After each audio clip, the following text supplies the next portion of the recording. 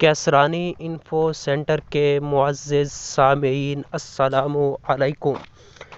برطانیہ کا ایک باشندہ کہتا ہے کہ میں پہاڑ احد کی تھوڑی سی مٹی اپنے گھر تبرک کے طور پر لے آیا اور اہل خانہ کو وصیت کی کہ میرے مرنے کے بعد یہ مٹی میری قبر میں رکھ دینا۔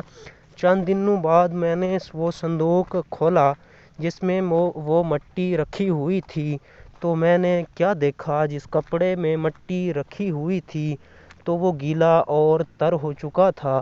میں حیران ہوا کہ پانی کہاں سے آ گیا۔ میں وہاں سے نکال کر دوسرے کپڑے میں لپیٹ کر دوسرے صندوق میں رکھا۔ چند دنوں بعد دیکھا تو وہ کپڑا بھی گیلا ہو گیا تھا۔ پھر تیسری دفعہ بھی یہی ہوا تو پھر میں ایک مولانا صاحب کے پاس حاضر ہوا اور میں نے سارا ماجرا سنایا۔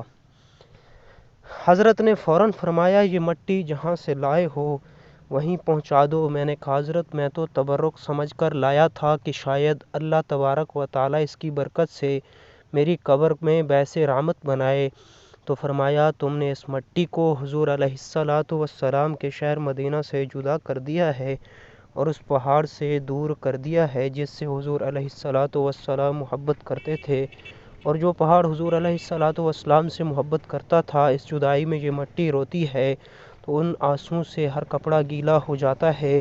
یہ عشق کی باتیں ہیں، عقل کی نہیں۔ آخر کار انہوں نے وہ مٹی وہیں پر پہنچا دی۔